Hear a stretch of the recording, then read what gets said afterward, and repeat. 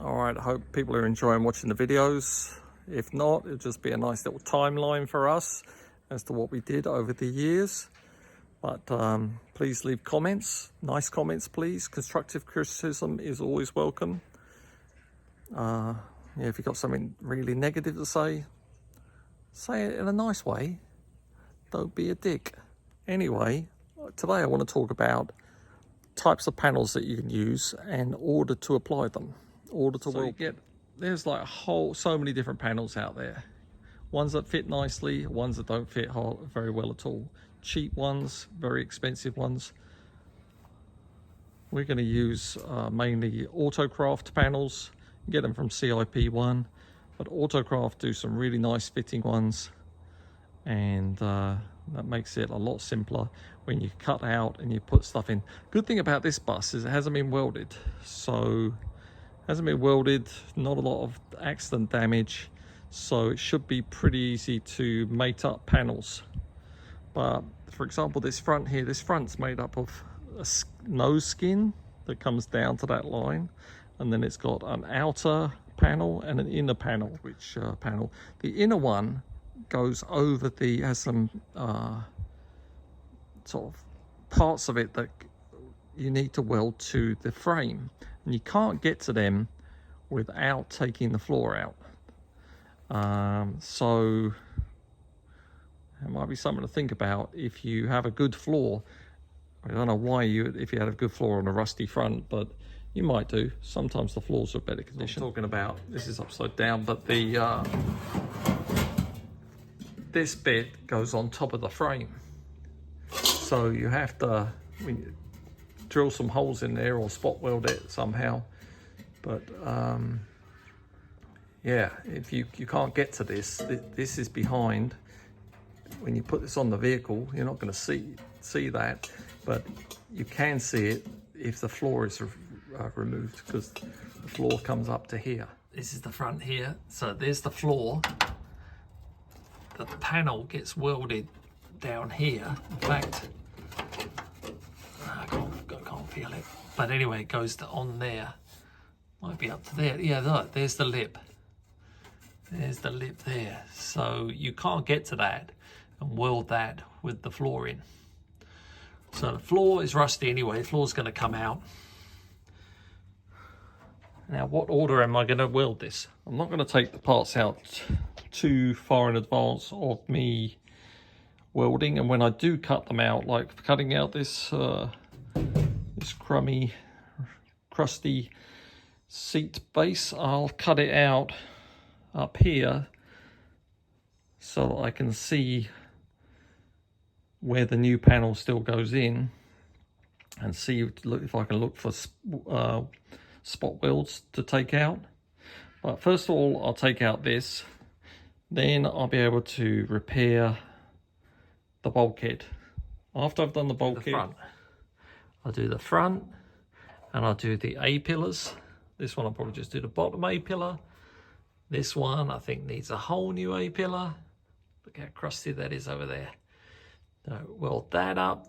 The outer, well, weld the inner, then the outer, then the nose. Then after that, I've been watching a lot of CT's VW Rusty Bus restoration, and I like his videos because he keeps it real. But some of the things he does, not necessarily in the right order. He probably found that out. You can't put the floor in before you do the base, because the base has this lip here which the floor has to rest on. So what I'm going to do first of all, I'm going to do this handbrake gear stick. Look at how crusty that is. Now, I saw CT struggling to get the handbrake pin out, struggling to get this panel in. I thought, oh wow, I didn't know they made that panel. I was thinking I was going to have to repair this. So anyway, he had a part number on there. The thing was upside down, it was smudged. Looked it up, can't find it anywhere. Nobody's got it in stock. But I did SP in Germany had it, but it cost a lot to ship it. So I called CIP1 in Canada and I said, hey mates, can you get this? And they said, yeah, we can order it from CSB. When it gets here, we'll let you know. So we're waiting for that part to come. And I'll weld that in there. And the best thing probably to do would be to do all this suspension while everything's out. And you make brake master cylinder while you can see everything easily. To put the floor in, we got to take all these pedals out. They look like they're moving, but those bolts won't be moving, I can bet you. The gearbox has got to come out. These always rust down here, look, that's where the floor attaches. So I'm gonna put a collar over this, because I don't have another steering box. I'm gonna put a collar over this and weld that on there, make it stronger. And I still won't be ready for the floor to go in. After that, it will be the dog legs. I'll do the dog legs without this in. That way I can get to the back easy. Remember, I've already done the A-pillars then, and the dog legs can attach there and here. And then they'll be sitting here nicely. And then I'll put on the new, bit of rust in my finger. I'll put on a new seat base. I think the other side's just got a couple of holes I'm going to patch. The middle section's fine. Once this is on, then we'll be ready for the floor. The floor, I'll have to weld all up here too. I think they sell this panel. They definitely sell it in buckets. I don't really know if we really need that panel. Probably do. A little more crusty than we think. Yeah, look at that. Put my finger through it. So that's probably another panel we've got to buy, unless I might be able to weld that up.